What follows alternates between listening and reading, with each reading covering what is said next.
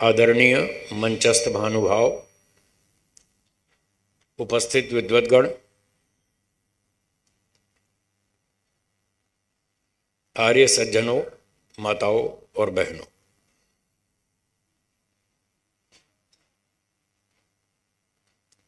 संसार में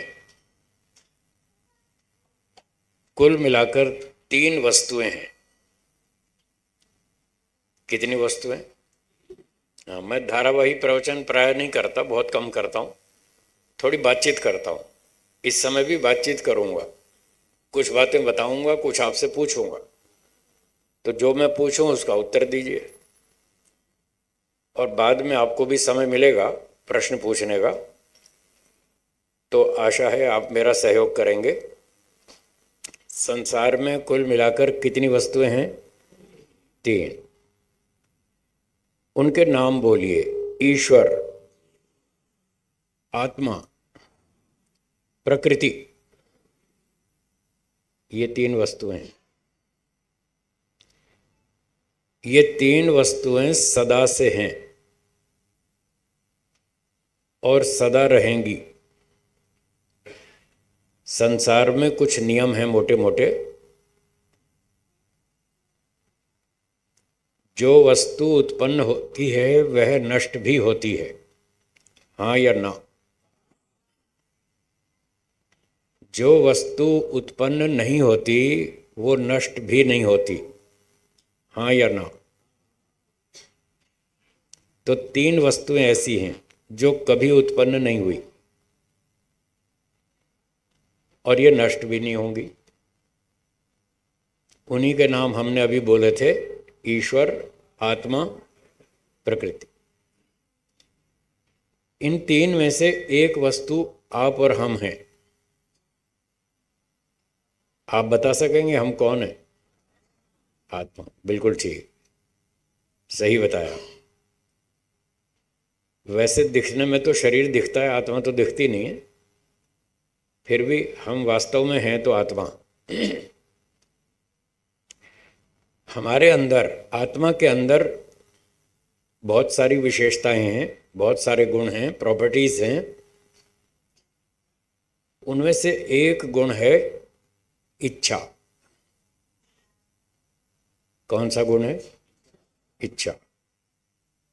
आपके अंदर इच्छा है, हाँ या ना? थोड़ी या ज्यादा?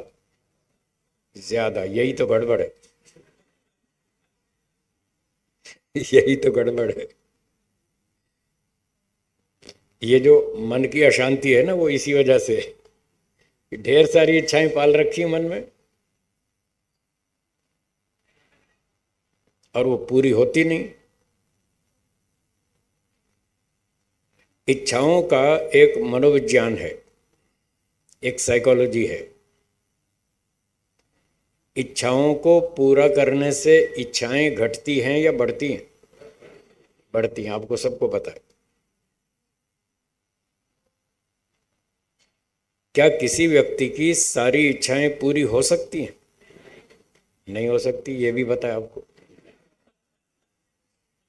सिंपल बात है, रोज का अनुभव है आपका। इच्छाएं पूरी करते जाते हैं, वो बढ़ती जाती हैं। सारी इच्छाएं पूरी होती नहीं, कुछ पूरी हो गई, कुछ बच गई।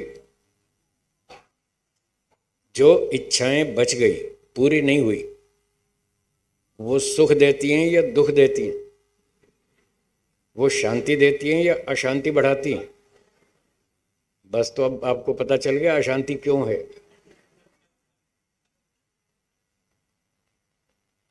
तो अशांति का कारण समझ में आ गया कि हमारी जो ढेर सारी इच्छाएं हैं वही हमारे अंदर अशांति उत्पन्न करती हैं। तो सबसे पहला उपाय है शांति का, अपनी इच्छाओं को कम करें। क्या बोला? दोहराइए। सारी इच्छाओं को नहीं छोड़ना। हाँ, कई लोग बाद में फिर झगड़ा करते हैं, गुरुजी सारी इच्छा छोड़ देंगे तो फिर काम कैसे होगा, जीवन कैसे चलेगा? मैं कहता हूँ ध्यान से सुनिए मेरी बात को। मैंने ये नहीं कहा कि सारी इच्छाएं छोड़ दें, ऐसा नहीं कह रहा हूँ। मैं तो कह रहा हूँ इच्छाओं को थोड़ा कम करें, बस इतना कह रहा हूँ। कुछ तो इच्छाएं रखनी है। अगर सारी इच्छाएं छोड़ दी तो कोई बिस्तर से उठेगा ही नहीं, सुबह सोते ही रहेंगे, क्या करना उठ के, इच्छा तो कोई है ही नहीं, फिर तो उठेंगे ही नहीं लोग। तो क्या ऐसे जीवन चल जाएगा? नहीं चलेगा, उठना तो पड़ता ही है। उठेंगे, नहाएंगे, धोएंगे, व्यायाम करेंगे, कुछ भगवान का भजन करेंगे, कुछ हवन करेंगे, कुछ काम करेंगे, पढ़ाई लिखाई करेंगे, नौकरी करेंगे, व्यापार करेंगे, तभी तो जीवन चलेगा ना ठीक ठाक। तो इसलिए कुछ इच्छाएं तो रखनी है। कौन सी रखनी है, कौन सी छोड़नी है, थोड़ा सा इसका विवरण मैं सुनाता हूं। आपके मन में 3 प्रकार की इच्छाएं हो सकती हैं। पहले प्रकार की इच्छा, जिनको पूरा करना आपके सामर्थ्य से परे है, आपकी ताकत से बाहर है, वो आप पूरी नहीं कर पाएंगे। मान लो आप में से कुछ लोग जो मध्यम आय वाले लोग हैं, मध्यम वर्गीय लोग हैं, वो ये सोचें कि मैं 7 करोड़ की रोल्स रॉयस खरीदूंगा, तो आपकी ये इच्छा पूरी हो पाएगी? नहीं होगी ना। तो ऐसी ऐसी कुछ इच्छाएं आपके मन में हो सकती हैं। अपना अपना परीक्षण करें, निरीक्षण करें। यदि आपके मन में इस तरह की कुछ इच्छाएं हों बड़ी बड़ी, जो आपकी ताकत से परे हैं, तो ऐसी इच्छाओं को छोड़ दीजिए, उसको तो डिलीट कर दें। दूसरी इच्छाएं ऐसी होंगी जो आप स्वयं पूरी कर सकते हैं। आपके पास इतनी विद्या है, बुद्धि है, शक्ति है, सामर्थ्य है, आप अपने बहुत सारे काम खुद कर लेते हैं, उसमें दूसरे का कोई सहयोग सहायता नहीं लेनी पड़ती। आपका फ़ोन है, कंप्यूटर है, लैपटॉप है, कुछ व्यक्तिगत सामान है, वो आप रख लेते हैं, उठा लेते हैं, प्रयोग कर लेते हैं, संभाल के रखते हैं, ठीक है, वो तो आप पूरी कर ही लेते हैं। तो इस तरह की इच्छाएं अपने मन में रखें, वो आप पूरी कर लेंगे। और एक तीसरे प्रकार की इच्छाएं और हैं, वो ऐसी हैं कि यदि दूसरों का सहयोग सही समय पर मिल गया तब तो वो इच्छा पूरी हो जाएगी। यदि दूसरे व्यक्ति का सहयोग ठीक समय पर नहीं मिला तो फिर पूरी नहीं हो पाएगी। मतलब वो डाउटफुल है, संशयात्मक है। मान लीजिए आपको सुबह 9 बजे ट्रेन पकड़नी है, अहमदाबाद स्टेशन से, कालूपुर रेलवे स्टेशन से आपको ट्रेन पकड़नी है, तो आपको 8 बजे तो 8 सवा 8 तो घर से निकलना पड़ेगा ना, तभी 9 बजे की ट्रेन पकड़ पाएंगे।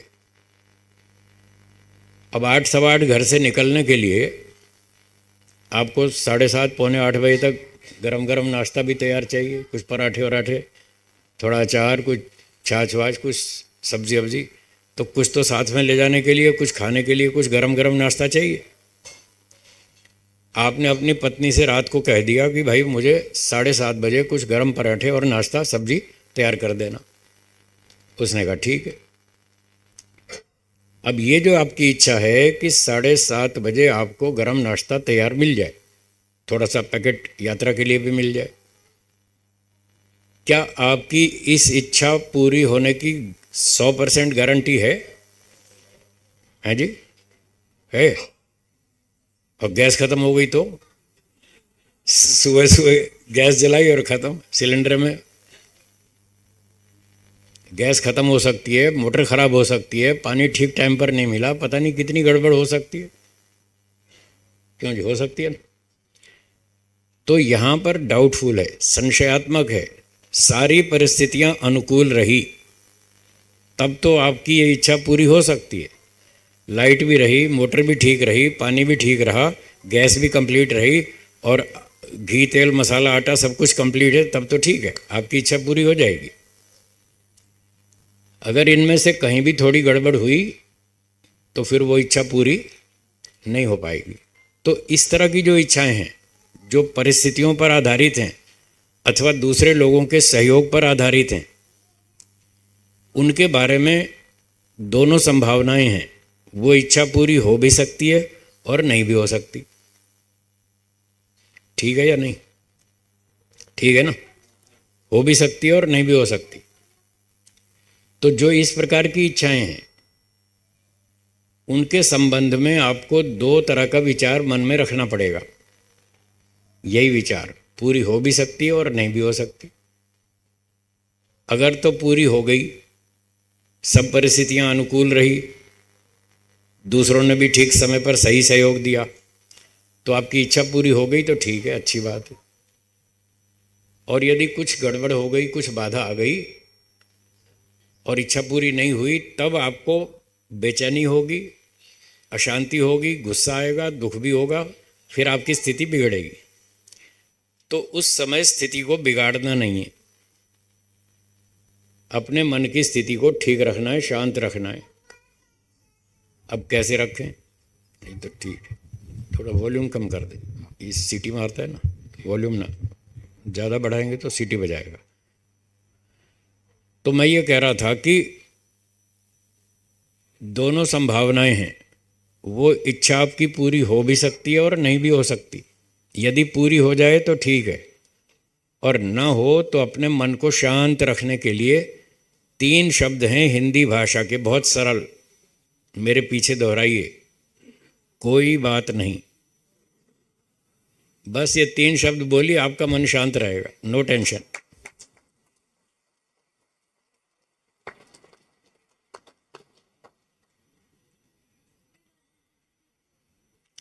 भारत में रेलगाड़ी समय पर भी आती है और लेट भी होती है ना। फ्लाइट भी समय पर आती है, कभी लेट भी होती है। तो दोनों संभावनाएं, तो दोनों मन में रखें। यदि रेलगाड़ी समय पर आई तो ठीक है, और लेट हो गई तो बस 3 शब्द बोलो और मस्त रहो, कोई बात नहीं। आप कर क्या सकते हैं, आपके हाथ में नहीं है वो। लोग रेलवे को गाली देते हैं, ये साहब क्या रेलवे वाले, एक ट्रेन नहीं ठीक समय पर चला सकते, हमारी मीटिंग बिगड़ जाएगी, हम लेट हो जाएंगे। तो क्या रेलवे को गाली देने से आपकी ट्रेन जल्दी आ जाएगी? वो तो जब आएगी तब आएगी, आपके हाथ में कुछ नहीं है। तो खामखा अपना मूड क्यों खराब करें, अपना मन शांत रखें, मस्त रहें। उस परिस्थिति को प्रेम से सहन करना है, और सहन करने के लिए ही ये 3 शब्द हैं, कोई बात नहीं। दाल सब्जी में कभी कभी मिर्ची ज़्यादा हो सकती है, नमक ज़्यादा पड़ जाता है, कभी कभी हो जाता है ना ऐसा। अगर नमक मिर्च ठीक है तो ठीक है, और थोड़ा ज़्यादा हो जाए तो गुस्सा नहीं करना। क्या बोलेंगे? कोई बात नहीं, बस 3 शब्द बोलो और मस्त रहो, कोई बात नहीं। आपके साथ तो कम होता होगा, मेरे साथ तो होता ही रहता है। आप तो अपने घर में खाना खाते हैं, मेरा तो घर ही नहीं छोड़ दिया मैंने। आज इनके यहाँ खाया, कल उनके यहाँ खाया, फिर इनके यहाँ खाया, फिर इनके यहाँ। मेरा तो रोज़ ही घर बदलता रहता है। अब सब बनाने वाले अलग अलग, सबका बनाने का तरीका अलग अलग। कोई नमक कम खाता है, कोई ज़्यादा खाता है, कोई मिर्ची कम खाता है, कोई ज़्यादा खाता है। तो मुझे तो ऐसी परिस्थितियाँ आती रहती हैं, कभी नमक ज़्यादा होता है, कभी मिर्ची ज़्यादा होती है। मैं पहले भी सूचना दे देता हूँ, भाई लाल मिर्च मत डालना, उसके बाद भी कुछ लोग डाल देते हैं। फिर भी मैं गुस्सा नहीं करता, दुखी नहीं होता। मेरे पास ये 3 शब्द हैं, मैं 3 शब्द दोहरा लेता हूँ। आज नमक ज़्यादा है, कोई बात नहीं। आज मिर्ची ज़्यादा है तो कोई बात नहीं, फिर मैं उसका थोड़ा उपाय कर लेता हूँ। नमक मिर्च ज़्यादा हो, थोड़ी दही डाल लेता हूँ, हैं, थोड़ा मीठा गुड़ खा लेता हूँ, कोई मिठाई उठाई मिल जाए 1 आध पीस वो खा लेता हूँ। तो उसका कुछ ना कुछ समाधान कर लेता हूँ। आप भी ऐसा करें। जब ऐसी परिस्थिति आए तो गुस्सा नहीं करें, दुखी ना हो, परेशान ना हो, अशांत ना हो, अपने मन को शांत रखें। ये छोटी छोटी बातें हैं, छोटे छोटे उपाय सब लोग कर सकते हैं। 3 शब्द बोलना कोई भारी है क्या? सरल 3 शब्द तो बोलना है, और क्या, आपका मन शांत रहेगा। तो ये सारी बातें अष्टांग योग में बताई गई, वहाँ से मैं आपको बता रहा हूँ। मैं जो भी कहता हूँ, वेदों की बात कहता हूँ, ऋषियों की बात कहता हूँ, शास्त्रों की बात कहता हूँ, अपनी बात बिल्कुल नहीं कहता। अपनी बात कहता नहीं, दूसरे की सुनता भी नहीं। क्यों नहीं सुनता? वो भी मनुष्य है, मैं भी मनुष्य हूँ, मनुष्यों से गलतियाँ होती रहती हैं, हाँ या ना? होती है ना? तो आप भी मनुष्य हैं, मैं भी मनुष्य हूँ, मुझसे भी गलती हो सकती है, आपसे भी। इसलिए मैं अपनी बात तो बंद रखता हूँ, ताले में, अलमारी में बंद रखता हूँ, अपनी बात कहता नहीं।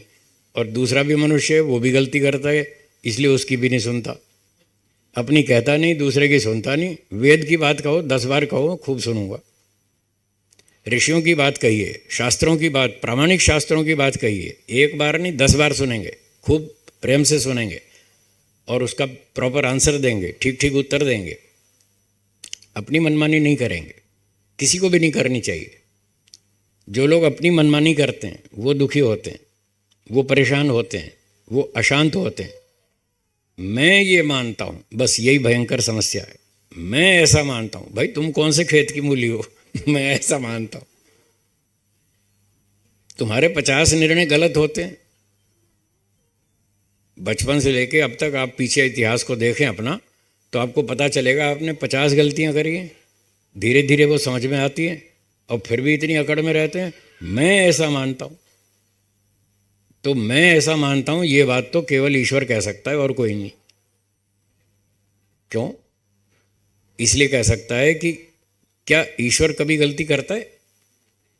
नहीं करता। वो अप्रामाणिक है।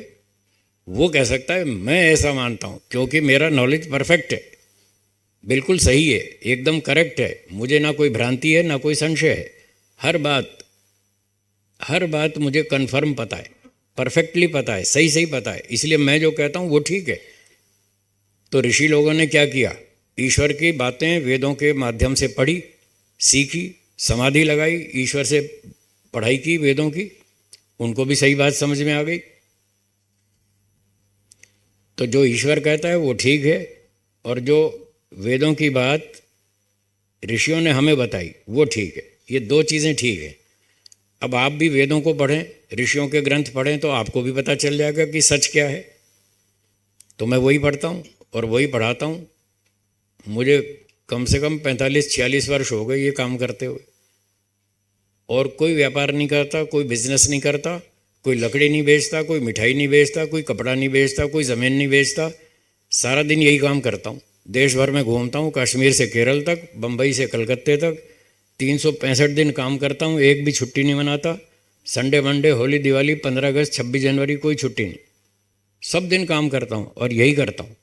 वेदों को पढ़ना, पढ़ाना, ऋषियों के ग्रंथ पढ़ना और पढ़ाना, और उसी पे चिंतन मनन, उसी का ध्यान करना। तो ये है शांति का उपाय। ये सारा कहाँ से सीखा हमने? अष्टांग योग से। महर्षि पतंजलि जी का नाम आपने सुना होगा, आजकल तो बहुत फेमस हो रहा है ना। भारत से अमेरिका तक पतंजलि नाम बहुत फेमस हो चुका है, बच्चे बच्चे जानते हैं। और अब तो जगह जगह स्टोर खुले हुए हैं, इसलिए उस नाम से, स्टोर के नाम से भी वो फेमस हो गया, पतंजलि, पतंजलि स्टोर। तो महर्षि पतंजलि जी ने एक पुस्तक लिखी जिसका नाम है योग दर्शनम। क्या नाम? उस योग दर्शनम में ये सारी विद्या बताई मन के बारे में। मन एक बहुत सूक्ष्म तत्व है।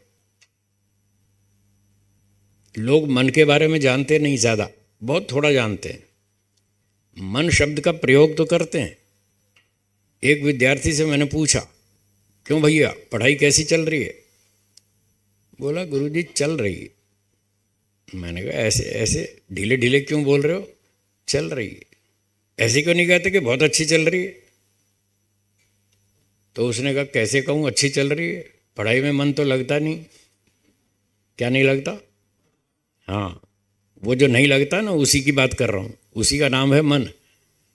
पढ़ाई में मन तो लगता नहीं, फिर मैं कैसे कहूँ कि पढ़ाई अच्छी चल रही है? ऐसा नहीं है कि मन कहीं भी नहीं लगता। विद्यार्थी का मन पढ़ाई में नहीं लगता और तो 10 जगह लगता है।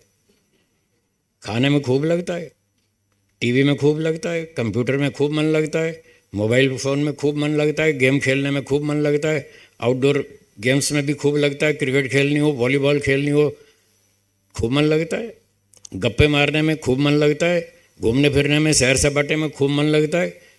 बस पढ़ाई में नहीं लगता, वही समस्या है, और तो कुछ नहीं।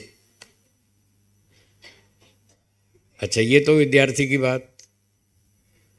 फिर जो कुछ बड़े लोग हैं, ध्यान करते हैं ईश्वर का, सीनियर सिटीजन्स, वो कहते हैं महाराज जी, भगवान का दिया हमारे घर में सब कुछ है, कोई कमी नहीं है, बस एक मन की शांति नहीं है। और तो सब कुछ है, एक मन की शांति नहीं है। भगवान में मन नहीं लगता, भगवान में मन नहीं लगता। तो जो भक्ति करता है, साधना करता है, उसका मन कहाँ नहीं लगता? भगवान में नहीं लगता। और तो खूब लगता है, 10 जगह खूब लगता है, खाने पीने में, शॉपिंग में, है खूब मन लगता है, और 20 जगह पे मन लगता है, बस भगवान में नहीं लगता। तो ये मन है क्या, उसको समझना है, क्यों नहीं लगता। आप मन के बारे में ऐसी ऐसी बातें बोलते रहते हैं। अब मैं थोड़ी सी शास्त्रीय टेक्निकल भाषा में बात करूंगा, थोड़ा सा उसका भी आपको परिचय हो जाए। शास्त्रों में 2 प्रकार की वस्तुएं बताई हैं। एक वस्तुएं हैं जड़ और दूसरी हैं चेतन। हाँ बताएंगे, दोहराएंगे, पहली कौन सी? जड़, और दूसरी? अब मैं आपको जड़ चेतन की परिभाषा पहले नहीं बताऊंगा, बाद में बताऊंगा। पहले आपसे प्रश्न पूछता हूं, आप मन के बारे में क्या जानते हैं? मन जड़ है या चेतन? देखो, कोई जड़ कह रहा है, कोई चेतन कह रहा है। जो लोग ये मानते हैं मन जड़ है, वो कृपया हाथ ऊंचा करेंगे। जो ये मानते हैं मन जड़ है, बहुत अच्छा, धन्यवाद। जो ये मानते हैं मन चेतन है, वो हाथ ऊंचा करेंगे, बहुत बढ़िया।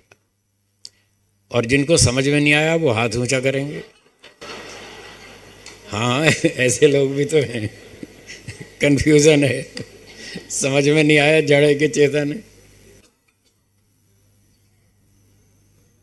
तो तीनों पक्षों में से सही उत्तर है कि मन जड़ है, जड़ वस्तु है, जड़ पदार्थ है। हाँ, क्या बोला? मन कैसा है? जड़ है। जड़ किसे कहते हैं, चेतन किसे कहते हैं? अब अंतर सुनिए।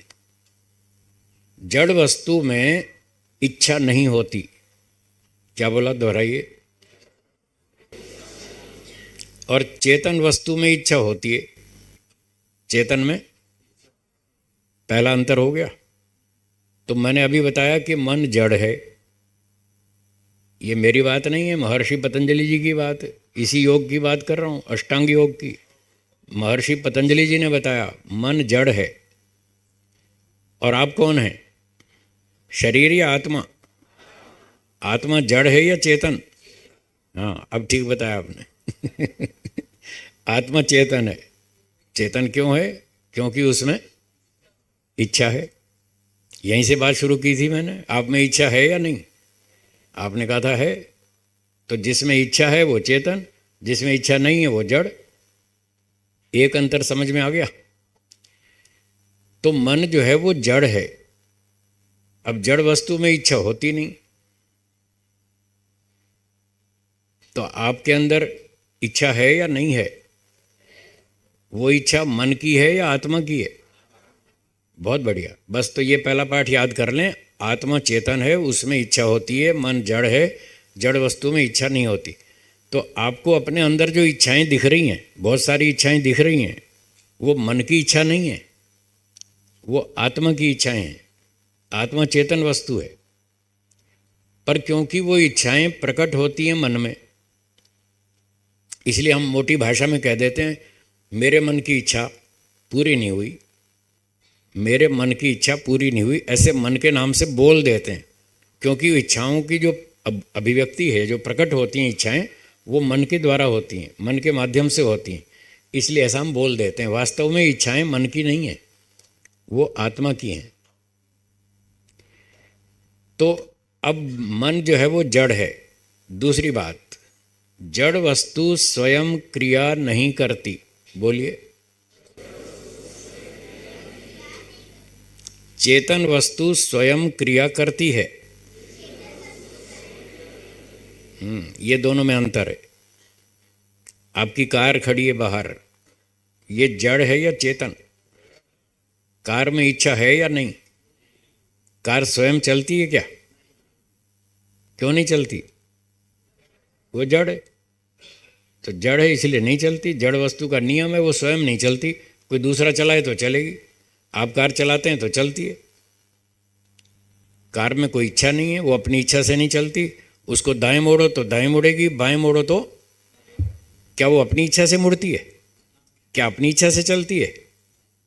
तो जैसे कार जड़ है, स्वयं भी नहीं चलती और अपनी इच्छा से नहीं चलती,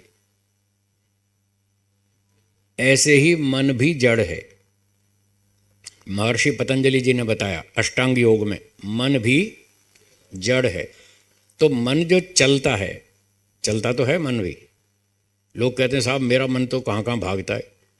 मन बड़ा चंचल है, मन भटकता रहता है और हमको भी भटकाता रहता है, ऐसा लोग बोलते हैं। तो ये जो मन भागता है, क्या ये स्वयं भागता है या कोई इसको भगाता है? हैं जी? भगाता है। कौन भगाता है? आप कौन है? तो आज की सत्संग कक्षा का दूसरा पाठ याद कर लीजिए। मन भागता नहीं है, हम उसको भगाते हैं। बोलिए। हम उसको भगाते हैं। अच्छा, जो ड्राइवर कार चला रहा है,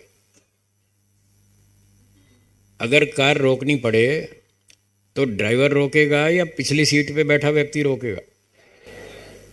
ड्राइवर क्यों रोकेगा? उसके पास कंट्रोल्स हैं, ब्रेक उसके पास है, गियर उसके पास है, सारे कंट्रोल्स कार के उसके पास है जो चला रहा है।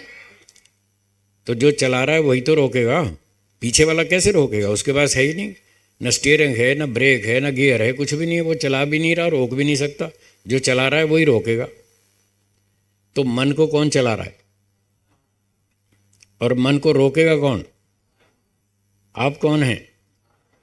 तो बस आप ही चला रहे हैं और आप ही रोकेंगे। ठीक है? मन को, आपके मन को कौन चला रहा है? आप स्वयं चला रहे हैं। और उसको कौन रोकेगा? आप ही रोकेंगे। तो ये महर्षि पतंजलि जी ने अष्टांग योग में ये सारी बातें बताई। मन जड़ है, वो उसकी अपनी कोई इच्छा नहीं है, वो स्वयं क्रिया नहीं करता। आत्मा चेतन है, इच्छाएं आत्मा की होती हैं, वो अपनी इच्छा के माध्यम से मन को चलाता है।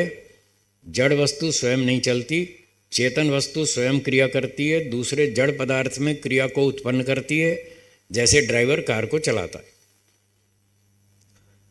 तो मन जड़ हुआ, कार भी जड़ है, मन भी जड़ है। एक दिन मैं टैक्सी में बैठा हुआ था, 2 घंटे का रास्ता था, यहाँ से अपने रोज अड़ जा रहा था, कई साल पुरानी बात। तो रास्ता था जंगल का, ऐसी गांव जंगल रास्ता था। तो ड्राइवर बेचारा बोर होने लगा, तो उसने क्या किया, अपना स्टीरियो बजाना शुरू किया। कार का स्टीरियो बजाया और उसमें एक गीत बजने लगा। गीत के शब्द थे, दिल है कि मानता नहीं। आपने सुना होगा, हैं जी? सुना है? दिल है कि मानता नहीं। तो मुझे बड़ी हंसी आई। मैंने कहा ये कैसे कैसे गीत बनाते हैं, दिल है कि मानता नहीं। ऐसा गीत क्यों नहीं बनाते, कार है कि मानती नहीं। अगर कोई व्यक्ति ऐसा गीत बनाए, कार है कि मानती नहीं, तो लोग क्या समझेंगे, इसका दिमाग ठीक ठाक है या कुछ गड़बड़ है? गड़बड़ है ना? क्यों? कार जड़ है, ये तो लोगों को समझ में आ गई बात। कार जड़ है, ये बात तो लोगों को समझ में आई, हाँ या ना? इसलिए कार के बारे में ऐसा नहीं कहते कि कार मेरी मानती नहीं। वो कार को चलाना सीख लेते हैं, उसकी प्रैक्टिस कर लेते हैं, अभ्यास कर लेते हैं। 6 महीने में आदमी एक्सपर्ट हो जाता है, फिर ठीक से चलाता है, रोकता है, दाएं बाएं मोड़ता है, सब तरफ ठीक ठाक चलाता है। कार जड़ वस्तु है, उसको चेतन ड्राइवर चलाता है, उसको चलाना सीखता है, उसको दाएं बाएं मोड़ना सीखता है, फिर उसका अभ्यास करता है, तो वो कार पर कंट्रोल कर लेता है। हाँ या ना? आप में बहुत सारे लोग हैं जो कार चलाते हैं और वो पूरा अच्छी तरह कंट्रोल रख के, 100% कंट्रोल रख के कार चलाते हैं। क्यों लालचंद जी? आप कार चलाते हैं, आपका कार पे कंट्रोल है 80% या 100%? देखो 100%, क्योंकि आपने चलाना सीख लिया और उसका अभ्यास कर लिया। कार जड़ है, वो आपके कंट्रोल में रहती है। मन जड़ है या चेतन? वो आपके कंट्रोल में रहना चाहिए या नहीं? क्या आपका मन आपके कंट्रोल में रहता है? क्यों नहीं रहता? आपने उसको चलाना सीखा ही नहीं, रोकना सीखा नहीं, चलाना सीखा नहीं, उसको कंट्रोल करना सीखा नहीं, दाएं बाएं मोड़ना सीखा नहीं, उसका अभ्यास ही नहीं किया, तो बताओ आपके कंट्रोल में कैसे रहेगा? इसलिए लोग ऐसा गीत बनाते हैं, दिल है कि मानता नहीं। जैसे कार जड़ है ऐसे दिल भी जड़ है। दिल और मन एक ही बात है। मन थोड़ा शास्त्रीय भाषा है, दिल जरा चालू भाषा है, व्यवहार की जो हम बोलते रहते हैं। तो यदि कार जड़ है, वो अपनी इच्छा से नहीं चलती, वो आपके कंट्रोल में रह सकती है, तो मन भी जड़ है, वो भी अपनी इच्छा से नहीं चलता, वो भी आपके कंट्रोल में रह सकता है। बस थोड़ी सी बात है सीखने की।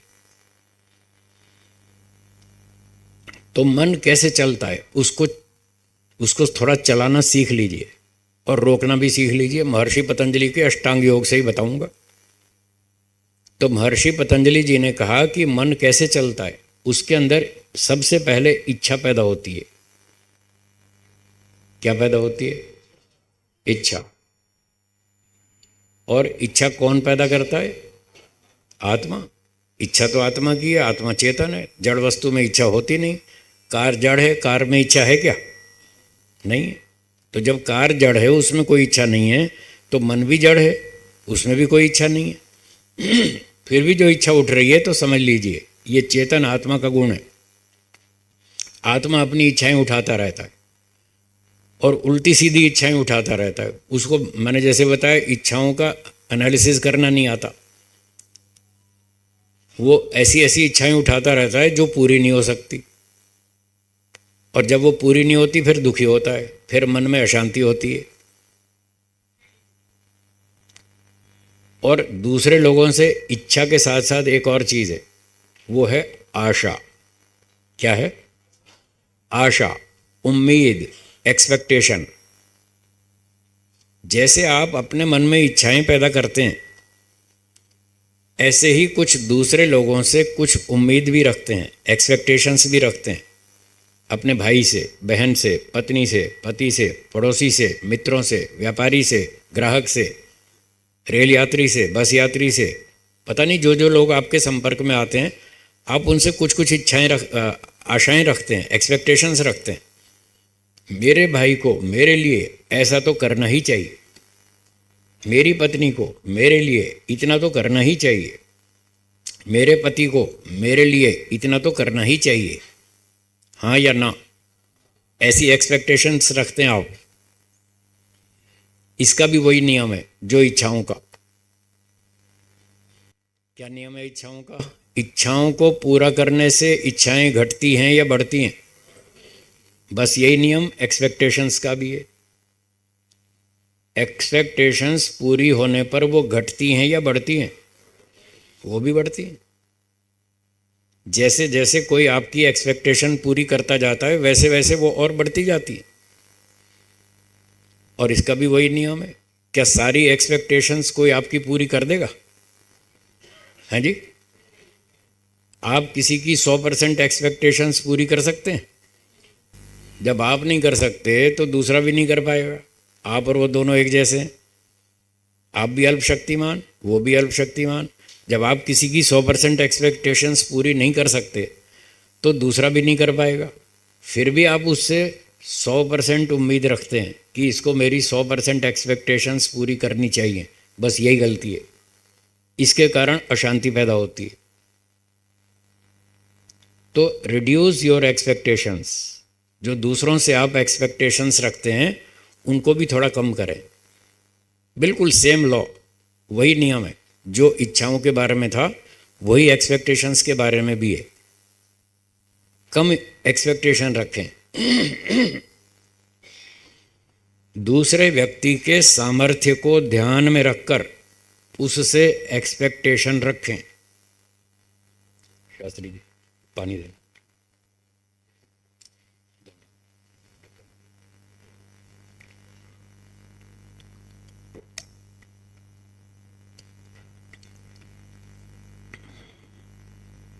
जो लोग आपसे परिचित नहीं हैं, नए लोग मिलते हैं, तो उनके बारे में तो आप अधिक नहीं जानते, उनका कितना सामर्थ्य है, कितनी बुद्धि है, कितनी योग्यता है, कहाँ कहाँ उनके पास साधन है, क्या क्या साधन है, चलो मान लिया उसके बारे में आप अधिक नहीं जानते। लेकिन जिस व्यक्ति के साथ आप 5 साल से रह रहे हैं, 10 साल से रह रहे हैं, 20 साल से रह रहे हैं, पति पत्नी, आप समझ गए होंगे समझ गए, पति पत्नी तो 20-20, 30-30 साल से साथ में रह रहे हैं। कृतेश जी बता रहे थे 40 साल पति पत्नी रहे तो बहुत बड़ी अचीवमेंट है। सही बात है। तो जिस व्यक्ति के साथ आप 20 साल से रह रहे हैं, 30 साल से रह रहे हैं, उसका तो एक्सपीरियंस हो गया ना आपको, उसके सामर्थ्य का तो पता चल गया ना, उसकी रुचि का पता चल गया, उसकी हैबिट्स का पता चल गया, उसकी सारी बातें आप समझ चुके। तो कम से कम उससे तो ठीक ठाक एक्सपेक्टेशन रखें उससे भी इतनी ज़्यादा एक्सपेक्टेशन रखते हैं जो पूरी नहीं होने वाली। आपको उसका पति का सामर्थ्य मालूम है, पत्नी को पति का सामर्थ्य मालूम है, पति को पत्नी का सामर्थ्य मालूम है।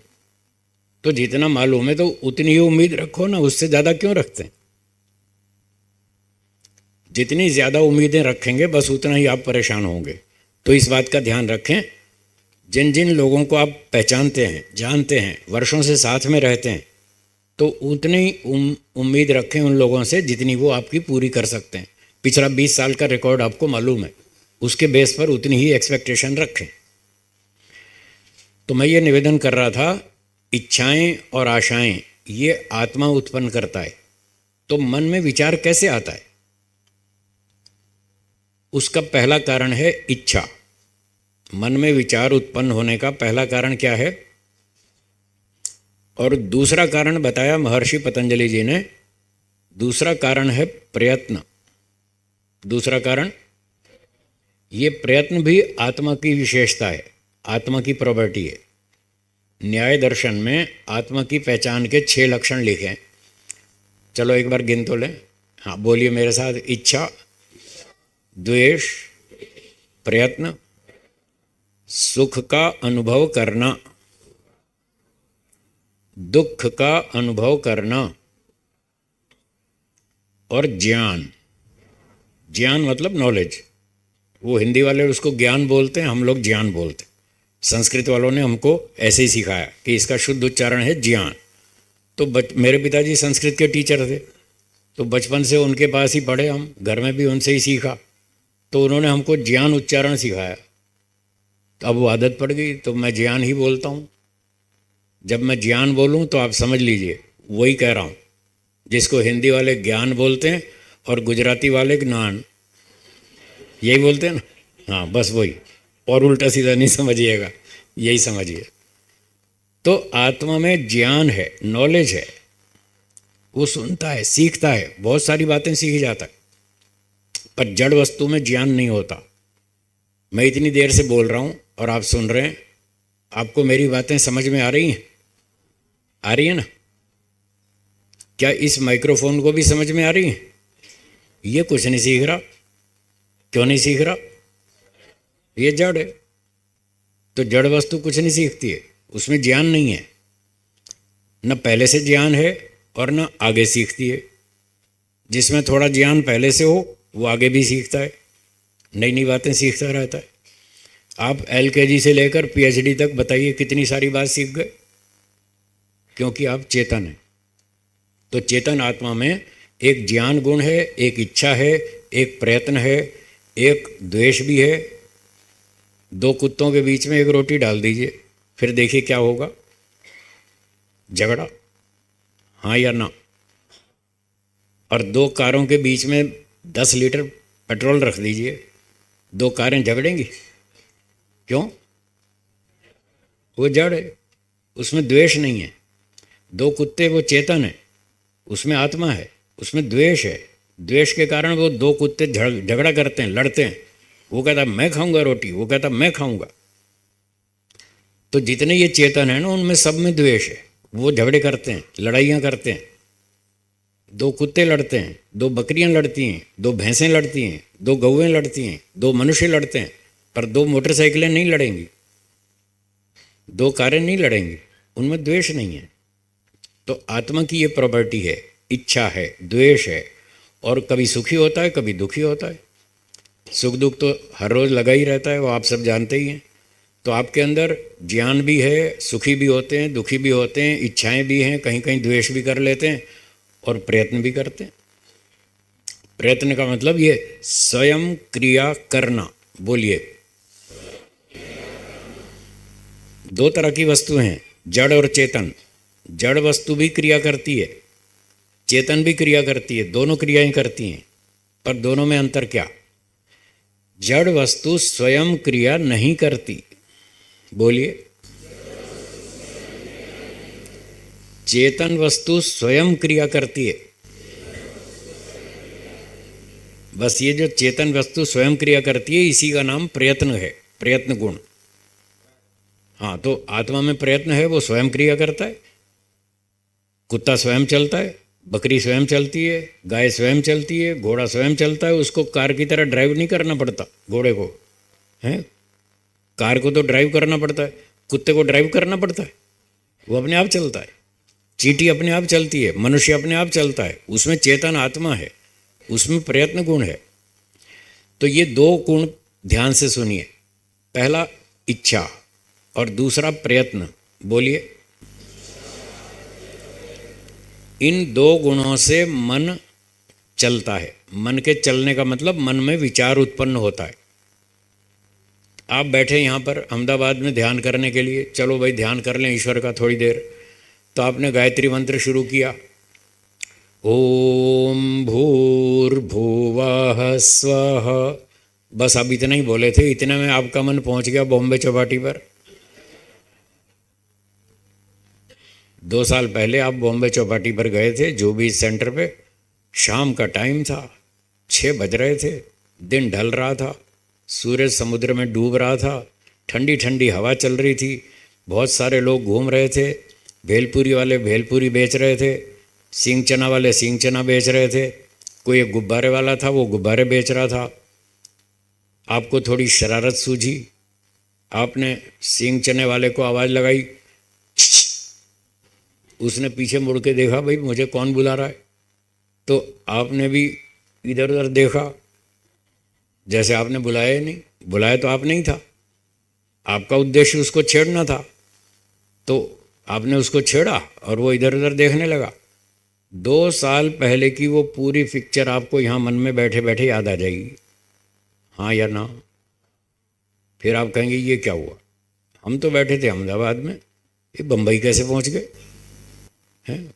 फिर ध्यान आएगा, अरे हम तो भगवान का ध्यान कर रहे थे, चलो अभी बंद करो, थोड़ा ध्यान कर लें। फिर जैसे तैसे आपने उस विचार को हटाया और फिर आप बैठे, दोबारा शुरू किया आपने, ओम भूर्भुवः स्वः तत्सवितुर्वरेण्यम।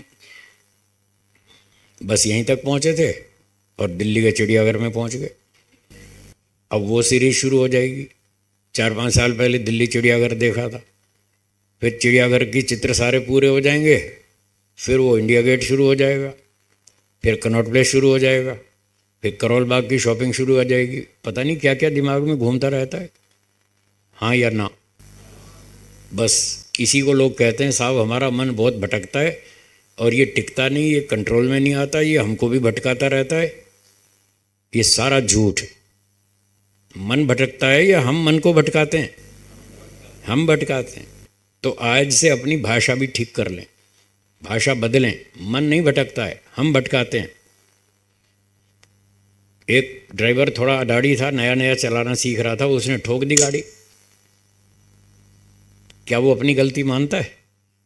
वो कहता नहीं साहब मैं तो ठीक चला रहा था, ये कार बहुत खराब है, यही ठुक जाती है। वो अपनी गलती नहीं समझ रहा, स्वीकार नहीं करता। 6 महीने बाद वो एक्सपर्ट हो जाता है। 6 महीने बाद उसको समझ में आता है, जब पिछली बार ठुकी थी तो मैंने ही ठोकी थी तब 6 महीने बाद समझ आता है। पर शुरू शुरू में 5-7 दिन में उसको समझ नहीं आता कि मैंने ठोकी थी। बस यही बात मन के विषय में। मन भटकता नहीं है, भटकाया जाता है। आत्मा उसको भटकाता है अपनी इच्छा से और अपने प्रयत्न से। पर शुरू शुरू में ये बात समझ में नहीं आती। 10-20 साल अभ्यास करें प्रैक्टिस करें और इसको रोकना सीखें, चलाना सीखें, तो 10-20 साल के बाद आपको समझ में आएगा कि मन कहीं नहीं भटकता, हम ही भटकाते हैं। क्यों भटकाते हैं? मन कहीं जाता है तो क्यों जाता है, उसके पीछे मनोविज्ञान है।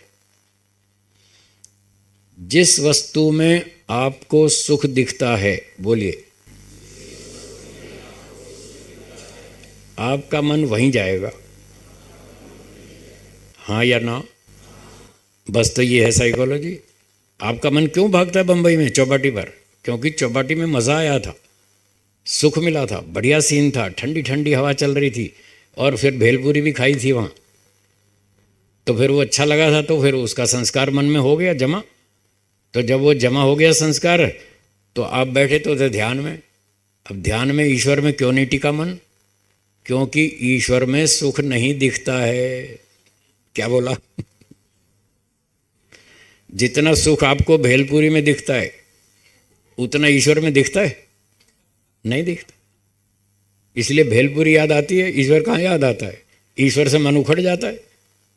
भेलपूरी खूब याद आती है, गुलाब जामुन खूब याद आता है, रसगुल्ले खूब याद आते हैं, और जलेबी खूब याद आती है, पाव भाजी खूब याद आती है, हाँ या ना? तो जितना सुख इन चीज़ों में दिखता है उतना ईश्वर में नहीं दिखता है। इसलिए मन वहाँ भागता है, जहाँ जहाँ आपको सुख दिखता है वहाँ मन भागता है। तो इच्छा के कारण भाग रहा है। आत्मा की इच्छा है उन चीज़ों का सुख दोबारा लेने की, जिन चीज़ों का सुख वो पहले ले चुका, उन्हीं चीज़ों का सुख वो दोबारा लेना चाहता है। इसलिए पुरानी मेमोरीज़ को रिकॉल करता है, पुरानी स्मृतियों को उठाता है, और उन बातों को याद कर करके उन्हीं में घूमता रहता है। उसको अच्छा लगता है, मज़ा आता है, खुशी मिलती है, इसलिए वो मन को उधर भटकाता रहता है और आगे की योजना बनाता रहता है कि अब की बार जलेबी कब मिलेगी, अब की बार रसगुल्ले कब मिलेंगे। फिर उसको याद आया, हाँ 3 दिन फलानी पार्टी में जाना है, 3 दिन बाद वहाँ खाएंगे जम करके। और लोग तो ऐसे खाते हैं कि लंच भी छोड़ देते हैं, लंच नहीं खाते, थोड़ा पेट में अच्छी भूख लगे तो वहाँ जम के खाएंगे रात को। ऐसे ऐसे भी हैं लोग।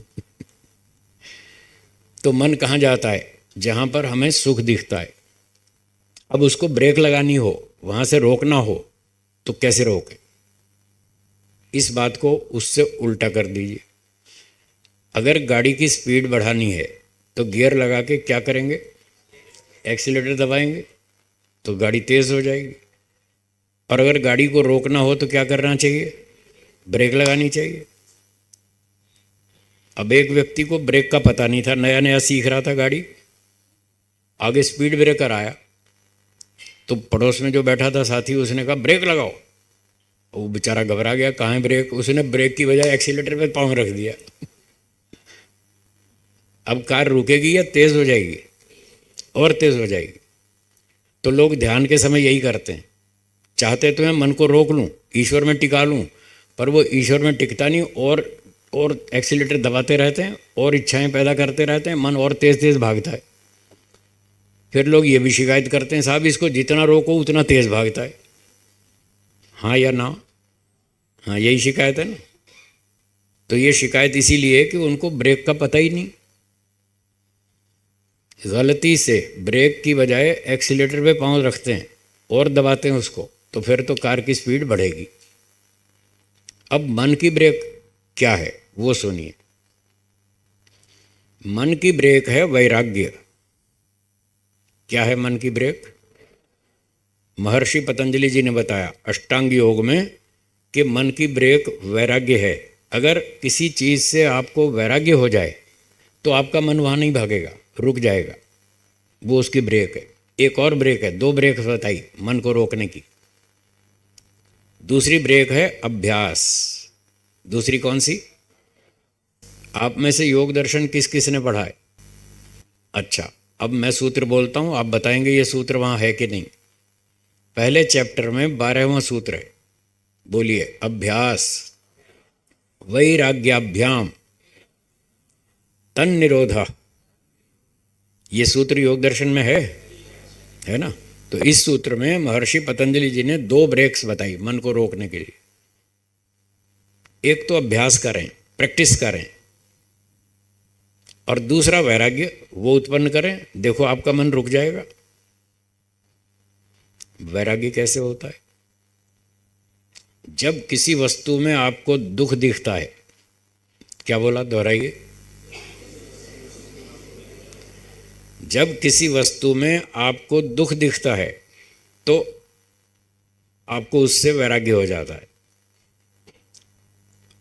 राग अटैचमेंट, राग का मतलब, और वैराग्य का मतलब डी अटैचमेंट, उससे वापस उल्टा हो जाना। तो जिस चीज़ में राग इच्छा सुख दिखता है, जिस चीज़ में सुख दिखता है उसमें इच्छा होती है, उसमें राग होता है, अटैचमेंट होती है। और यदि उसी चीज़ में आपको दुख दिखने लग जाए, सेम वही वस्तु अगर दुख दिखने लग जाए तो आपको फटाफट ब्रेक लग जाएगी, आप तुरंत हाथ वापस खींच लेंगे, नहीं नहीं नहीं, ये खतरे वाली चीज़ है, ये नहीं खानी। फॉर एग्ज़ाम्पल, यहाँ अहमदाबाद के एक अच्छे हलवाई हैं, आज़ाद हलवाई, है ना, बढ़िया चीज़ बनाते हैं ना। मान लो आज़ाद हलवाई की बढ़िया मिठाई ताज़ी ताज़ी गर्मा गर्म अभी आपके सामने लाकर रख दें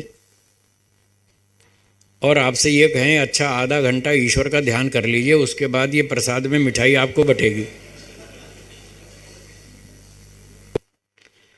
उस आधे घंटे में आप ईश्वर का ध्यान करेंगे या मिठाई का?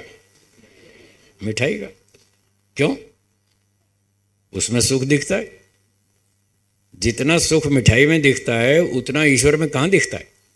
नहीं दिखता। तो जिसमें सुख दिखता है उसमें राग होगा, उसमें अटैचमेंट होगी, उसकी इच्छा होगी और मन में वही वस्तु आएगी, मन में उसी वस्तु का विचार आएगा।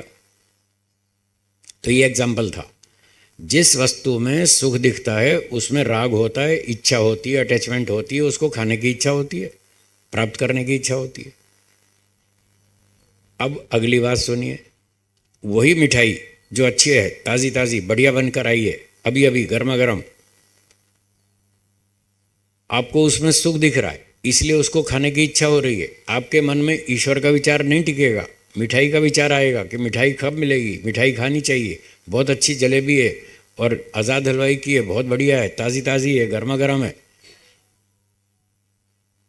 और यदि थोड़ी देर में आपके सामने कोई व्यक्ति उस मिठाई के डब्बे का ढक्कन हटाकर थोड़ा सा उसमें जहर टपका दे, उस मिठाई में जो बहुत अच्छी लग रही थी, स्वादिष्ट थी, आपकी आंख के सामने उसमें थोड़ा सा जहर टपका दे, तब आपको इच्छा होगी मिठाई खाने की?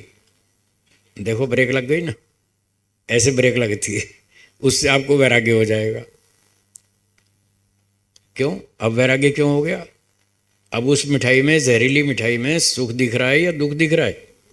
दुख दिख रहा है। बस यही साइकोलॉजी है, यही मन का विज्ञान है, इसको समझना है। जिस वस्तु में सुख दिखता है उसमें राग होता है। महर्षि पतंजलि जी ने बताया, सुखानुशयी राग और दुखानुशयी द्वेष। जहाँ दुख दिखता है वहाँ से द्वेष होता है, वहाँ से व्यक्ति पीछे हटता है, कहता है नहीं नहीं ये नहीं चाहिए। अगर आपसे कहें कि आधा घंटा ईश्वर का ध्यान कर लीजिए, फिर आपको ये जहरीली मिठाई बटेगी, जहर वाली जो आपकी आंख के सामने जहर डाला, फिर आपसे ये कहेंगे जहरीली मिठाई बटेगी प्रसाद में, अब आपको मिठाई का विचार आएगा? देखा ब्रेक लग गई ना। ये है वैराग्य, महर्षि पतंजलि जी ने सिखाया। तो ऐसे अष्टांग योग से हम मन को चलाना सीखते हैं, रोकना सीखते हैं। और जब एक बार समझ में आ गया कि जहरीली चीज़ नहीं खानी चाहिए, आपकी इच्छा वहाँ ब्रेक लग जाएगी, नहीं होगी इच्छा। अब इसका रोज़ अभ्यास करना है।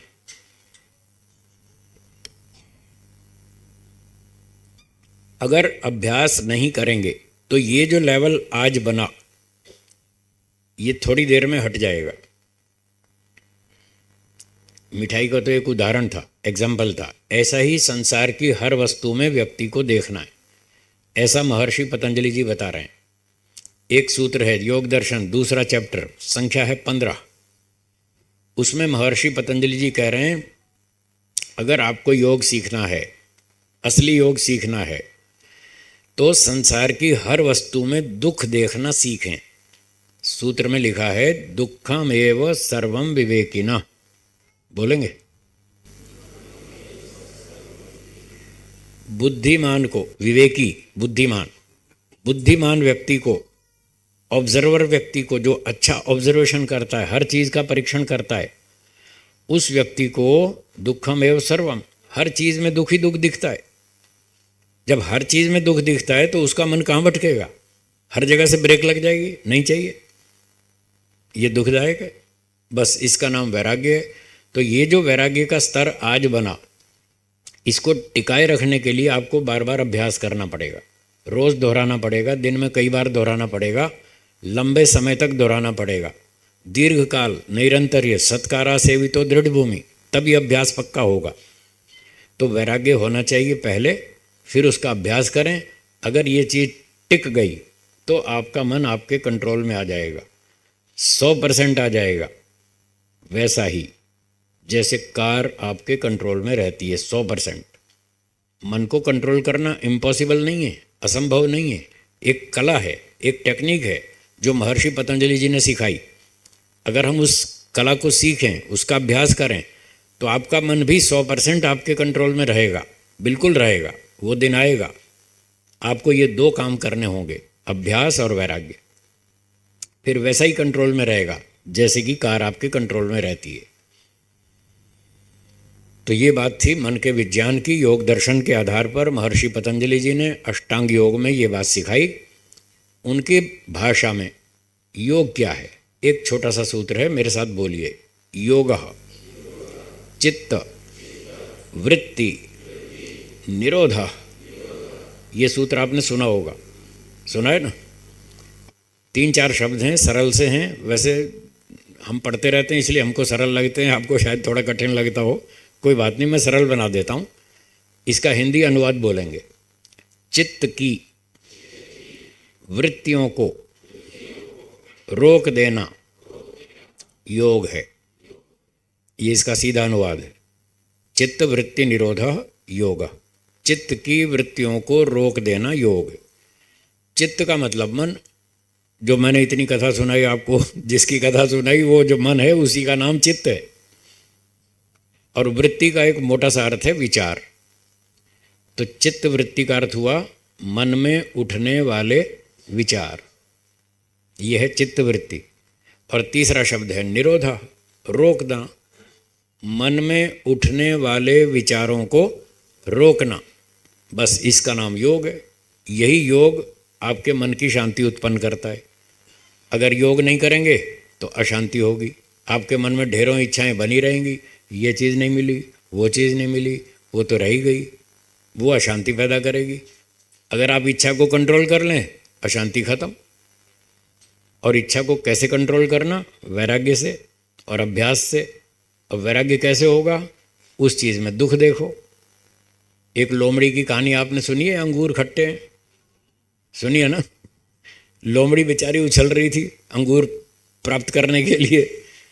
अंगूर का गुच्छा थोड़ा ऊंचा था, उसने बहुत कोशिश की, उसके हाथ में नहीं आया। फिर उसने ये कहकर अपने आप को समझा लिया, ये अंगूर खट्टे हैं, छोड़ो ना, क्या खाना है।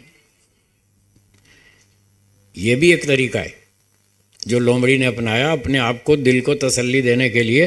ये भी एक तरीका है। पर अगर वास्तव में ही खट्टे हों तो ये तो उसके हाथ में नहीं आए। अगर हाथ में आ जाते तो मीठे थे, तब तो मीठे होते, पर हाथ में नहीं आए तो उसने अपने आप को समझाने के लिए ये एक उपाय अपना लिया कि अंगूर खट्टे हैं, छोड़ो ना, क्या खाना है।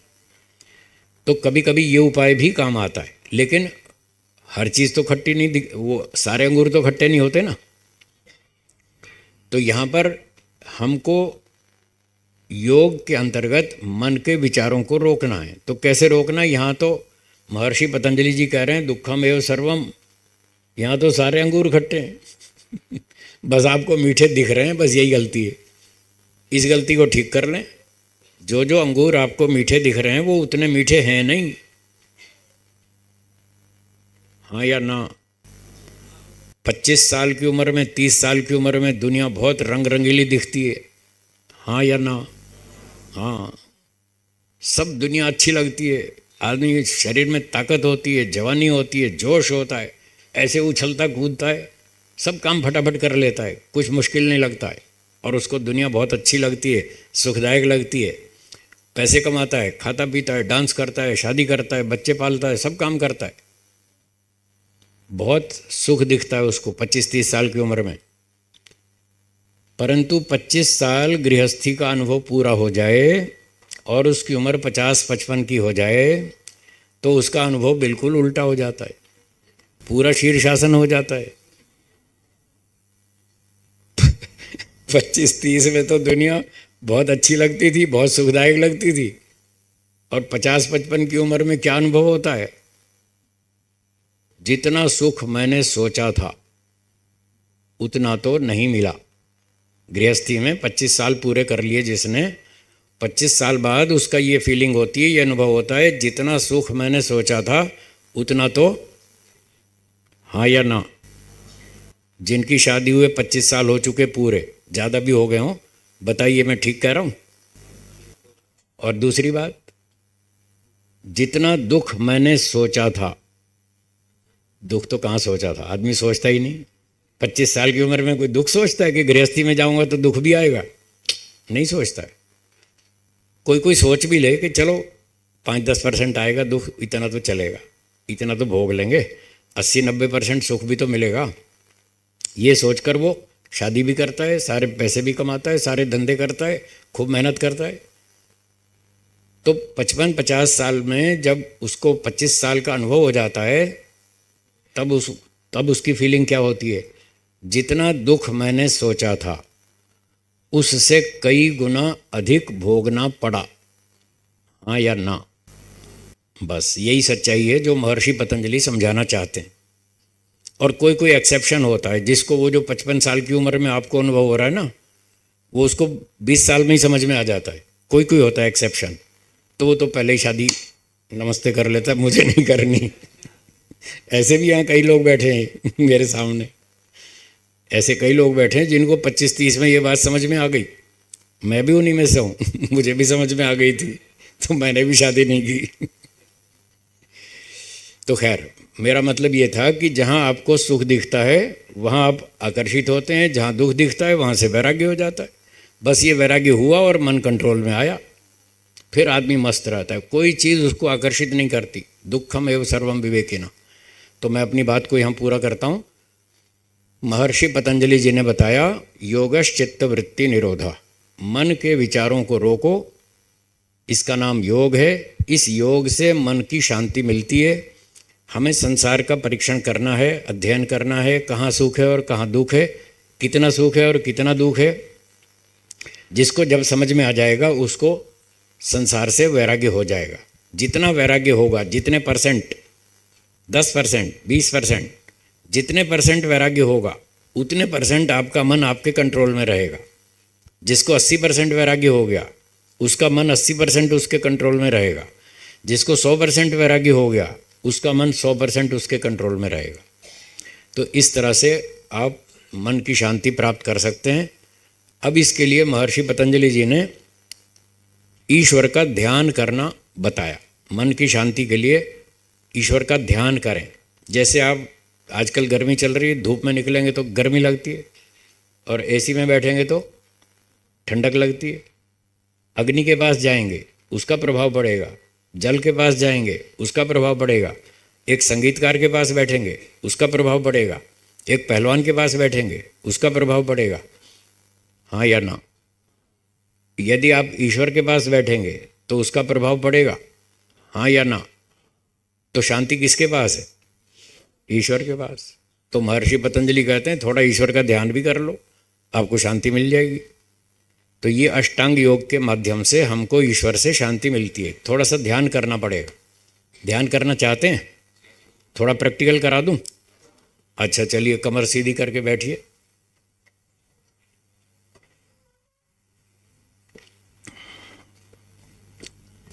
थोड़ा सा प्रैक्टिकल 5-7 मिनट का करेंगे। जो आपने थ्योरी सुनी अब उसका प्रैक्टिकल करेंगे। तो कमर सीधी, गर्दन सीधी, आंखें बंद। मन में संकल्प कीजिए, अब हम केवल ईश्वर का ही विचार मन में लाएंगे, अन्य सांसारिक विचार मन में नहीं लाएंगे। प्रतिदिन ध्यान का अभ्यास करें। जब भी बैठें ध्यान के लिए 10-15 मिनट सुबह करें, 10-15 मिनट शाम को, कम से कम। 20 मिनट करें बहुत अच्छा है, 30 मिनट, 45 मिनट, 1 घंटा ध्यान करें बहुत अच्छी बात है। कम से कम 15-20 मिनट तो अवश्य ही करें। तो जब ध्यान में बैठें सबसे पहले ये संकल्प करें, अब हम केवल ईश्वर का ही विचार मन में लाएंगे, सांसारिक विचार मन में नहीं लाएंगे। सांसारिक विचारों को रोकने के लिए एक सरल उपाय है। मन में सोचिए, चारों तरफ खूब गहरा अंधेरा है, शून्य आकाश है। अंधेरा और आकाश दो चीज़ें अपने मन में देखिए। अंधेरे में कुछ नहीं दिखता। इस समय हम कुछ भी देखना नहीं चाहते, इसलिए अंधेरे की स्थिति मन में बनाई। आकाश का विचार इसलिए किया कि ईश्वर सर्वव्यापक है, पूरे आकाश में फैला है, बहुत विस्तृत है, पूरे ब्रह्मांड में फैला है, उससे बाहर भी है। वेदों में जैसा ईश्वर का स्वरूप बताया वही स्वरूप सही है। उस सही स्वरूप को अपने मन में स्थापित करना है। ईश्वर के स्वरूप के बारे में 6 वाक्य मेरे पीछे पीछे दोहराइए। ईश्वर एक है। अच्छा, मैं थोड़ा सीधी भाषा बोलता हूँ, आप मुझे फॉलो कीजिएगा। सीधी हम ईश्वर से बात करेंगे। हे ईश्वर, आप एक हैं। हे ईश्वर, आप सर्वव्यापक हैं। आप निराकार हैं। आप चेतन हैं। आप न्यायकारी हैं। आप आनंद स्वरूप हैं। ये ईश्वर का सही स्वरूप है जो वेदों में ईश्वर ने बताया और ऋषियों ने हमको समझाया। तो इस स्वरूप को अपने मन में स्थापित करके अब एक छोटे से मंत्र से हम ईश्वर का ध्यान करेंगे। ध्यान का मतलब केवल ईश्वर का ही विचार मन में लगातार बना रहे, अन्य विचार, सांसारिक विचार बीच में न आए। तो ईश्वर के गुणों का बार बार चिंतन करें। जितना चिंतन करेंगे उतनी ही आपको ईश्वर में रुचि बढ़ेगी। जितनी रुचि बढ़ेगी उतना ही मन आपका वहाँ टिकेगा। जैसे सांसारिक वस्तुओं में रुचि है, खीर, पूरी, हलवा, मिठाई, गुलाब जामुन, जलेबी, रसगुल्ले, इनमें रुचि है। क्यों? इनके गुणों को आप जानते हैं। धन कमाने में रुचि है क्योंकि धन की कीमत आप जानते हैं। यदि ऐसे ही ईश्वर की कीमत भी आप समझ लेंगे तो ईश्वर में भी रुचि उत्पन्न हो जाएगी, फिर मन आपका वहाँ भी टिकेगा। तो 2 काम करने हैं, संसार में दुख को देखना, ईश्वर में सुख को देखना। ये 2 काम करेंगे तो वैराग्य हो जाएगा। जितना वैराग्य होगा उतना ही मन आपके नियंत्रण में आ जाएगा। तो अब हम मंत्र बोलते हैं। मैं पहले बोलता हूँ, आप सुनिए और बाद में दोहराइए। ओम न्यायकारी,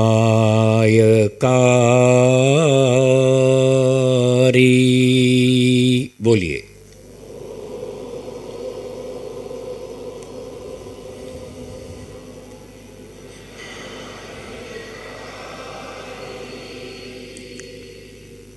इसका अर्थ बोलेंगे, हे ईश्वर, आप न्यायकारी हैं, हमें भी न्यायकारी बनाइए। आप कभी किसी पर अन्याय नहीं करते, हम भी कभी किसी पर अन्याय नहीं करेंगे। ओम न्यायकारी।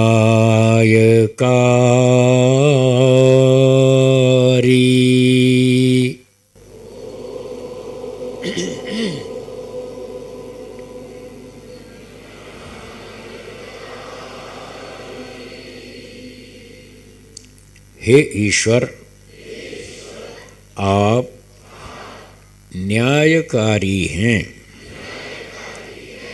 हमें भी न्यायकारी बनाइए। आप कभी किसी पर अन्याय नहीं करते, हम भी कभी किसी पर अन्याय नहीं करेंगे। ओम आनंद।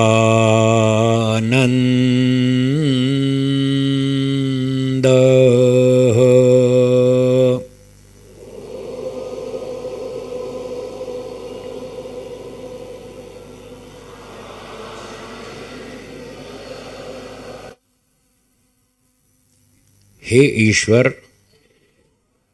आप आनंद स्वरूप हैं, हमें भी आनंद दीजिए।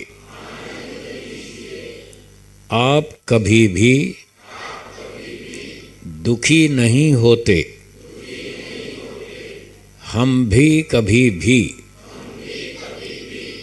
दुखी न हों। ओम आनंद।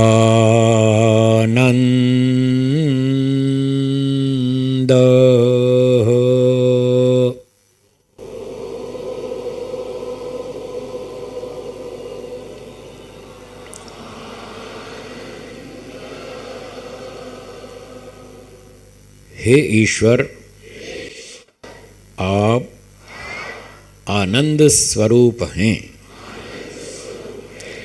हमें भी आनंद दीजिए। आप कभी भी दुखी नहीं होते, हम भी कभी भी दुखी ना हों। इस प्रकार से छोटे छोटे मंत्रों से ईश्वर का ध्यान करना चाहिए। अब दोनों हाथों को थोड़ा आपस में रगड़िए। 4-5 बार हथेलियों को आंखों पर घुमाइए, थोड़ा पलकों को सहलाइए। हथेलियों से कप्स बनाकर आंखों को ढक लीजिए।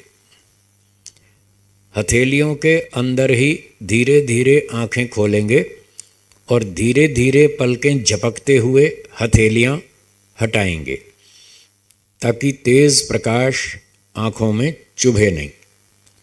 लाइट आंखों में ना चुभे, इसलिए धीरे धीरे आंखें खोलनी चाहिए। ये है महर्षि पतंजलि जी का योग, इसका नाम है अष्टांग योग। अब अष्टांग योग तो बहुत लंबा है, 1-8 घंटे में तो इतना ही बताया जा सकता है। मैंने थोड़ा सा नमूना आपके सामने प्रस्तुत किया। आपको ये ध्यान कैसा लगा? अच्छा लगा? करेंगे? कौन कौन करेंगे? बहुत बढ़िया, बहुत बहुत धन्यवाद।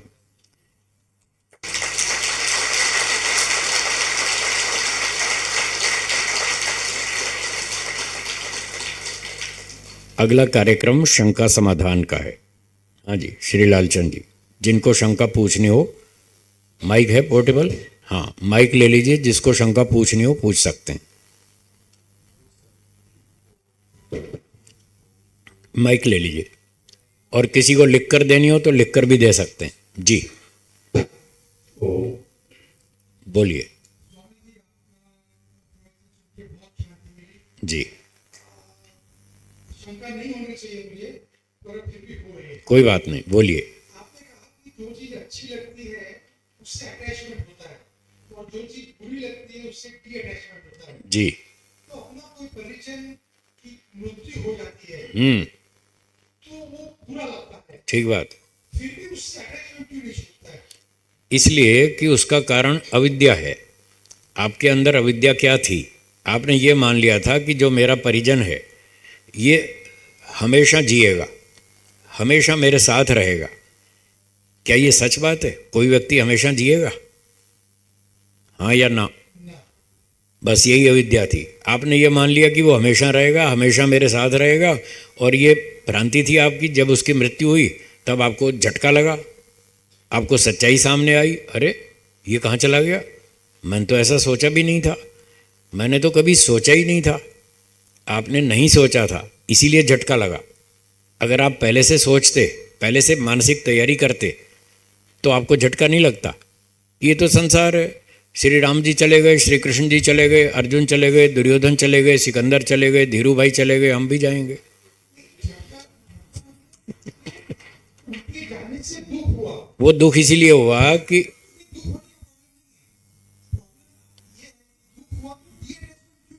फिर भी अटैचमेंट क्यों है? अटैचमेंट इसीलिए तो कह रहा हूँ, आपको ये अविद्या थी जिसकी वजह से अभी भी अटैचमेंट बना हुआ है।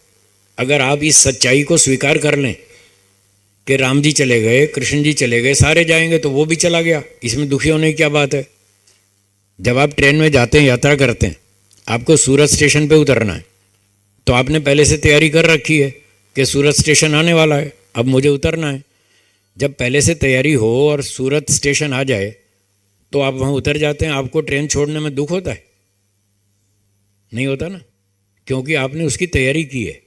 अब मेरा स्टेशन आ गया है, अब मुझे इसको छोड़ना है, तो आप तैयारी करते हैं। उस घटना के होने पर कोई दुख नहीं होता, पर परिजन के छूटने की आपने तैयारी नहीं की, इसलिए आपको झटका लगा, इसलिए आपको दुख हो रहा है। और अभी भी आप उसको स्वीकार नहीं कर रहे कि वो तो चला गया, अब मैं क्यों रो रहा हूँ, अब क्यों दुखी हो रहा हूँ, वो तो चला गया सो चला गया, मेरे दुखी होने से वापस तो आएगा नहीं। तो जो सच्चाई है उसको स्वीकार कर लें, आपकी अटैचमेंट कम हो जाएगी, धीरे धीरे खत्म हो जाएगी। जी धन्यवाद। और बोलिए। हाँ, जिसका जो हाथ उठा रहे हैं उनको माइक दीजिए। पीछे लीजिए, एक मिनट पीछे लीजिए। और बहुत अच्छा होगा कि आप विषय के अंतर्गत, अभी जो विषय चले उसके अंतर्गत पूछेंगे। हाँ जी, बोलिए। स्वामी जी नमस्कार। नमस्ते। जैसे अपने गीता में और रामायण में ये चीज देखते हैं कि नाम स्मरण से आदमी को मुक्ति मिल जाती है, या जी। वो चीज रहती है। जी जी। और उसके बारे में और ईश्वर के ध्यान के बारे में, उसके बारे में थोड़ा सा विवेचन। ध्यान के बारे में तो मैंने बता दिया। ईश्वर का स्वरूप पहले अपने मन में स्थापित करें। कौन सा ईश्वर का स्वरूप?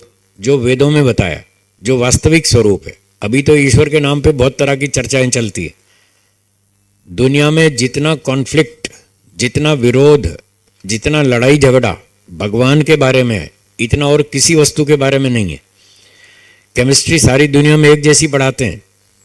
Helium, hydrogen, nitrogen, oxygen, silicon, copper, gold, lithium, magnesium, सारी दुनिया में एक जैसी केमिस्ट्री पढ़ाते हैं, तो कोई झगड़ा नहीं है केमिस्ट्री के नाम पर। फिजिक्स सारी दुनिया में एक जैसी पढ़ाते हैं। Atom, electron, proton, neutron, energy, quarks, तो कोई झगड़ा नहीं है। मैथ्स पूरी दुनिया में एक जैसा पढ़ाते हैं, 5 अट्ठे 40। भारत में, चीन में, जापान में, रूस में, अमेरिका में, सब देशों में 5 अट्ठे 40 पढ़ाते हैं, तो कोई झगड़ा नहीं है। क्या भगवान का स्वरूप सारी दुनिया में एक जैसा पढ़ाते हैं? इसलिए झगड़ा है। तो यूं तो आप झगड़े में ही पड़े रहेंगे। झगड़े से बचें। जो 5 अट्ठे 40 सत्य है, सही उत्तर केवल एक है, 5 अट्ठे 40, बाकी सब गलत। हजारों उत्तर, लाखों उत्तर हो सकते हैं, 5 अट्ठे 33, 5 अट्ठे 44, 5 अट्ठे 56, ये सारे गलत। सिर्फ एक ही उत्तर ठीक है, 5 अट्ठे 40। तो ईश्वर का भी सही स्वरूप केवल एक है, जो वेद में बताया, जो ईश्वर ने स्वयं बताया कि मैं ऐसा हूं।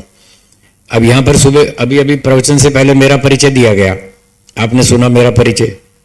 अब मुझे तो ये लोग जानते हैं इसलिए इन्होंने सुना दिया। मान लो कहीं मैं ऐसी जगह चला जाऊं जहां मुझे कोई भी नहीं जानता, और वो पूछेंगे मुझसे, जी आप कौन है, कहां से आए, आपका क्या परिचय है, वहां मेरा परिचय कौन देगा? मुझे ही देना पड़ेगा ना। तो जब भगवान ने संसार बनाया तब ईश्वर को कोई भी नहीं जानता था, इसलिए वेदों में ईश्वर ने अपना परिचय स्वयं बताया कि मैं एक हूं, मैं सब जगह रहता हूं, मैं न्यायकारी हूं, सर्वशक्तिमान हूं, आनंद का भंडार हूं। आपको न्याय का गुण सीखना हो तो मेरे पास आओ, आनंद लेना हो तो मेरे पास आओ, शांति चाहिए तो मेरे पास आओ।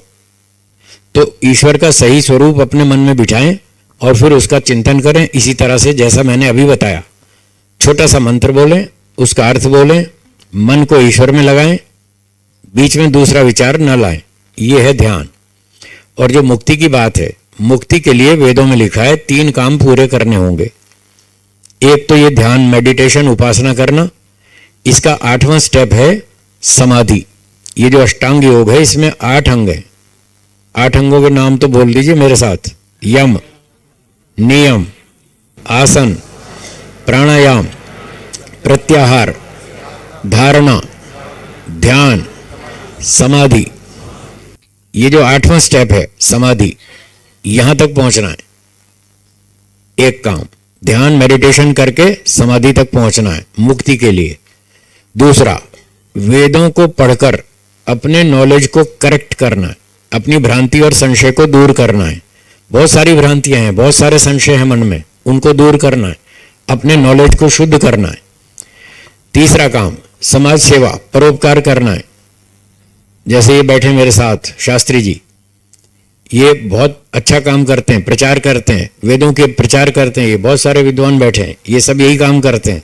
मैं भी यही काम करता हूँ, देश भर में घूमता हूँ, लोगों को अच्छी अच्छी वेदों की बातें सिखाता हूँ, उनके अंदर अच्छे अच्छे गुण स्थापित करता हूँ, उनकी बुराइयां छुड़वाता हूँ।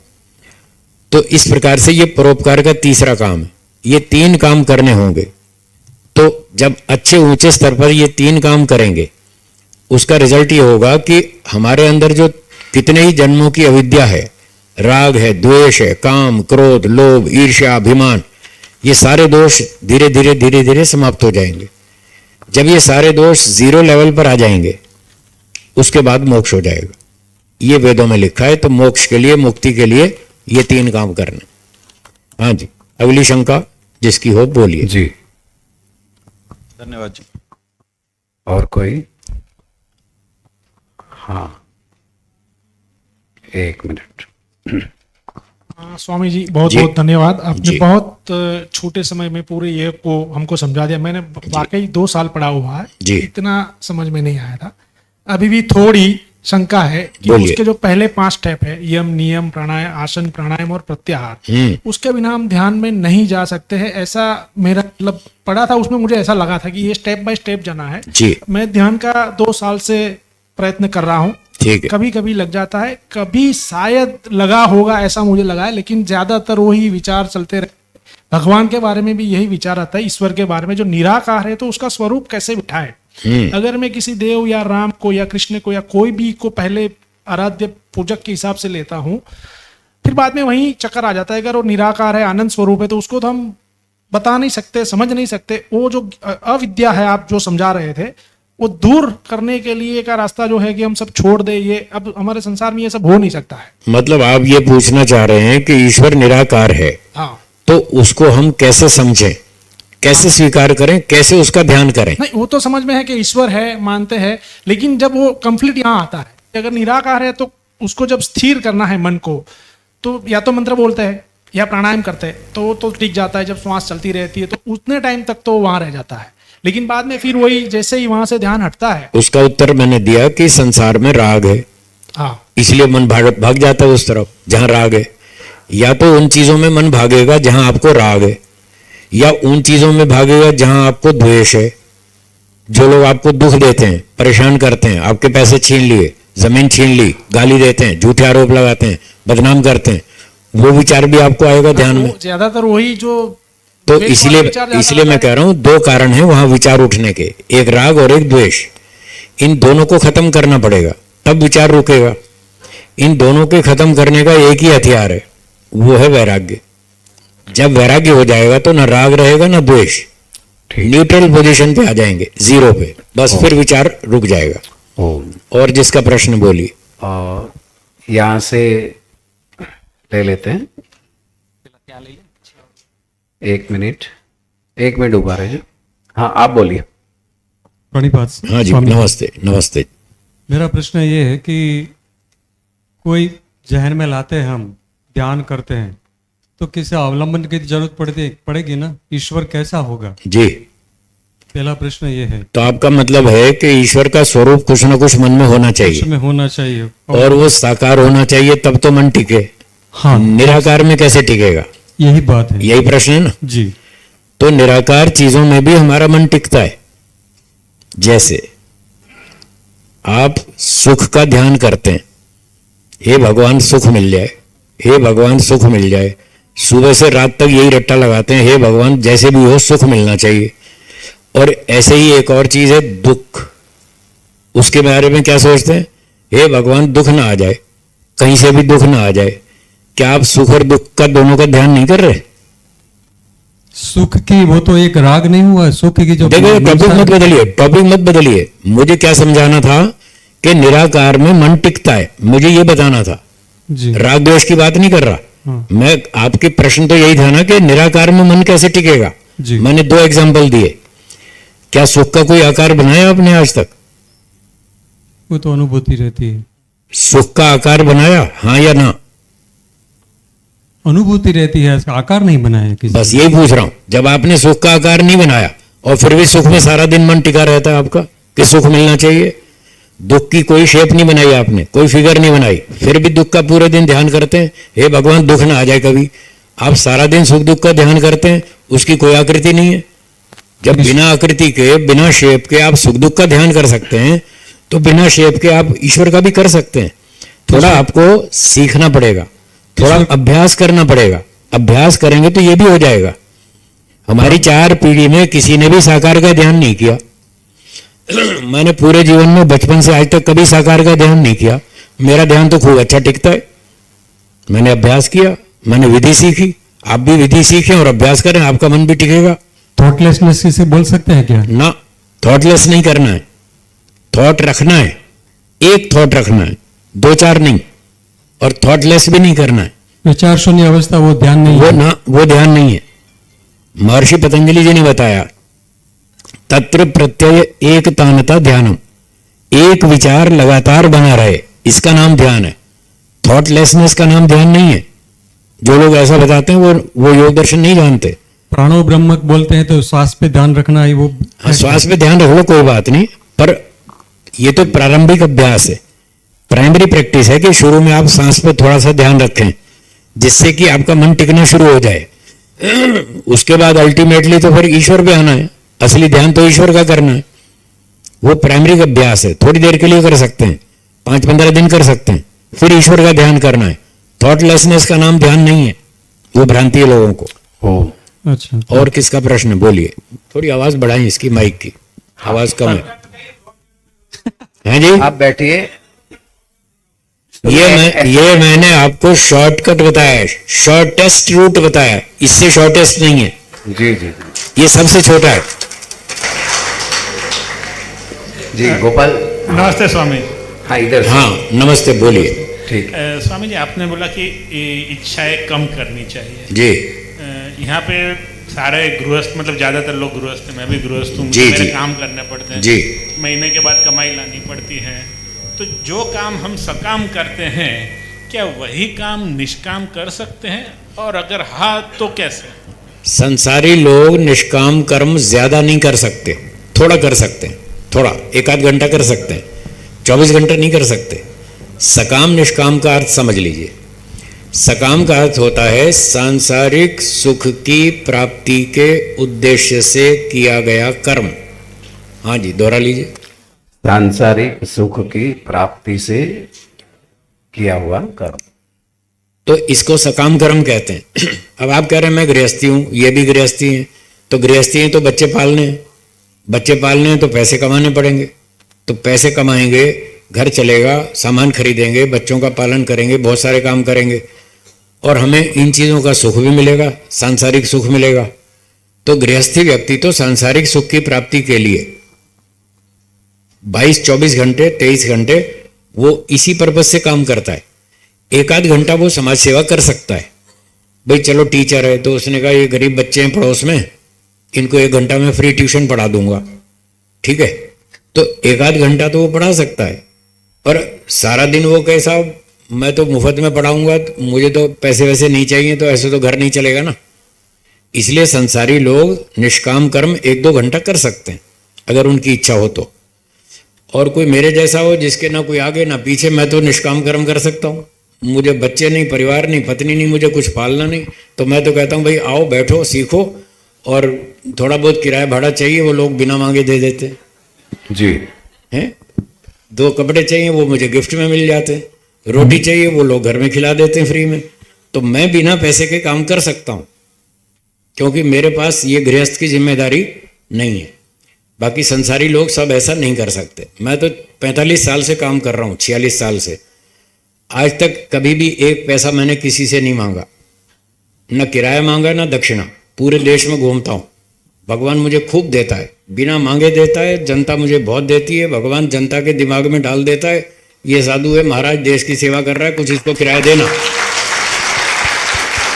तो लोग दे देते। तो मैं तो मांगता नहीं, मन में भी नहीं रखता कि मुझे पैसे मिलेंगे, तो मैं कर सकता हूँ। आप अभी नहीं कर पाएंगे, ये गृहस्थी पूरी कर लीजिए, फिर आ जाइए हमारे पास, फिर आपको सिखा देंगे। हाँ जी, और बोलिए। स्वामी जी, एक मिनट, हाँ आप बोलिए। हाँ, नमस्ते सर जी। नमस्ते।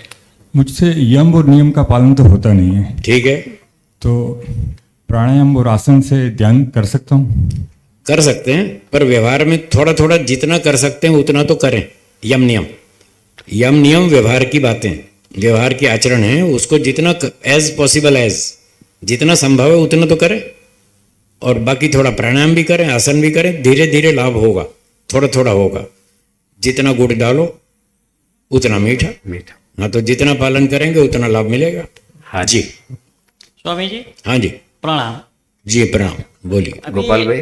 अभी हम जो जैसे आपने बताया हम्म, कि भगवान निराकार है जी। और जब हम ध्यान करते हैं तो विशुद्ध हमको निराकार रूप में करना चाहिए। जी जी, मगर हम जब अभी तक हम मंदिर पे जाते हैं, ठीक है, हमारे दिमाग में ठीक है, और दिलों में वही भगवान की मूर्त रहती है, ठीक है। तो वो कैसे कैसे हटाएं उसको? हटाए? और उसको हटाने के लिए अब अभ्यास करना पड़ेगा। एक दूसरा एग्जांपल देता हूं। एक व्यक्ति ने शराब पीने की आदत डाल ली, अब वो चाहता है मैं छोड़ दूं। अब उसको समझ में आई कि शराब पीना हानिकारक है, अब वो कहता है मैं छोड़ना चाहता हूं। तो हम क्या कहेंगे? अभ्यास करो, संकल्प करो कि अब मैं शराब नहीं पीऊंगा, हैं, अब मैं उस तरफ नहीं जाऊंगा जहां शराब मिलती है, उस दुकान की तरफ ही नहीं जाऊंगा। मन में संकल्प करेंगे तो सब कुछ हो जाएगा। अगर संकल्प नहीं करेंगे तो कुछ नहीं होगा। तो संकल्प करें, मजबूत संकल्प करें, धीरे धीरे अभ्यास करें, उस चीज़ को छोड़ने का अभ्यास करें और उसकी जगह निराकार का अभ्यास करें। साकार का अभ्यास छोड़ें, निराकार का अभ्यास शुरू करें, तो कुछ समय में धीरे धीरे वो छूट जाएगा। जी, गुरु जी प्रणाम। बोलिए बोलिए। गुरु जी, आपने मन बुद्धि चित्त का बात किया और अहंकार की बात के लिए थोड़ा प्रकाश करें कि अहंकार को कैसे रोक जाए। अहंकार को कैसे रोकें? जो अभिमान आता है, ईगो। हाँ, बैठिए जी। तो ईगो को रोकने का उपाय सुनिए। व्यक्ति जो अभिमान करता है, किस चीज़ का अभिमान करता है?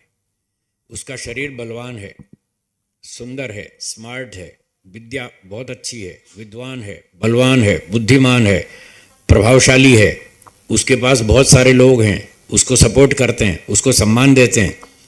इन्हीं संपत्तियों का ही वो अभिमान करता है। मेरे पास इतनी ज़मीन है, इतने मकान है, इतनी गाड़ियां हैं, इतना सोना है, इतना चांदी है, इतना बैंक बैलेंस है, इन्हीं चीज़ों का ही तो अभिमान आता है ना। तो अभिमान को दूर करने के लिए ये सोचें कि ये जितनी संपत्तियां मेरे पास हैं,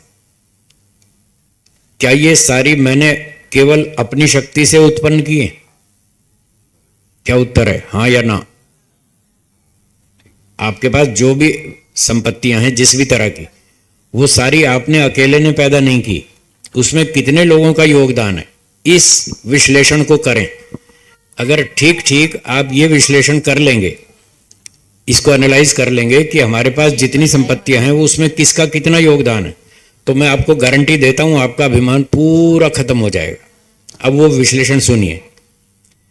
आज आपके पास जितनी विद्या है, बुद्धि है, जीवन का अनुभव है, ताकत है, संपत्ति है और भी सारी चीजें हैं, इन सब संपत्तियों की प्राप्ति में 90% योगदान ईश्वर का है। अगर आपको ईश्वर ये शरीर नहीं देता, बुद्धि नहीं देता, हाथ पैर नहीं देता, मन नहीं देता, इंद्रियां नहीं देता, तो आप ये योग्यता प्राप्त नहीं कर पाते। तो 90% योगदान ईश्वर का है। 5% योगदान इस प्रकृति का है, मेटीरियल्स, जिसका ये पंचमहाभूत का शरीर लेकर हम बैठे हैं और इसी शरीर से मन बुद्धि इंद्रियों से सारा काम कर रहे हैं। तो 5% योगदान इस मटेरियल का भी है। कितना हुआ? 95। 1% योगदान आपकी माता जी का है, जिन्होंने आपको जन्म दिया, पाला पोसा, खिलाया पिलाया, 20 25 30 साल तक रोटियां खिलाई, खूब कपड़े धोए, खूब सेवा की, खूब रक्षा की, बीमार हो गए, चिकित्सा कराई, बहुत प्रेम दिया। 1% उनका योगदान है। अगर वो इतना नहीं करती तो आप आज यहाँ इस पोजीशन में नहीं होते। अब कितना हुआ? 96। 1% आपके पिताजी का योगदान है, जिन्होंने आपके लिए लाखों रुपया खर्च किया, पैसे कमाए, दिन रात कष्ट उठाए, आपकी सेवा की, आपकी रक्षा की, आपको गाइड किया, बेटा यहाँ मत जाना, इधर जाना, ये मोटर गाड़ी से नहीं टकराना, यहाँ खतरा है, ऐसे चलो, ऐसे मत चलो। उन्होंने आपकी बहुत रक्षा की। 1% उनका योगदान है। 97। 1% आपके उन सारे टीचर्स, गुरुजनों का योगदान है, जिन्होंने LKG से लेकर के आपको आपकी पूरी पढ़ाई तक बहुत सारी विद्या दी। बहुत सारे टीचर्स ने आपको पढ़ाया। किसी ने मैथ्स पढ़ाया, किसी ने इंग्लिश पढ़ाई, किसी ने गुजराती पढ़ाई, किसी ने क्या पढ़ाया। अगर वो इतना विद्या आपको नहीं पढ़ाते तो आज आप यहाँ तक नहीं पहुँचते। 1% उनका भी गिन लीजिए। अब कितना हो गया? 98। 1% योगदान देश भर के उन लोगों का है जो आपके लिए सड़क बनाते हैं, बिजली बनाते हैं, ट्रेन बनाते हैं, हवाई जहाज़ बनाते हैं, कंप्यूटर बनाते हैं, मोबाइल फ़ोन बनाते हैं, टेलीविज़न बनाते हैं, अनाज पैदा करते हैं, खेती करते हैं। अगर ये आपको योगदान नहीं देते तो आप यहाँ नहीं होते। अब कितना हुआ? 99। और कितना बचा? बस 1% आपका।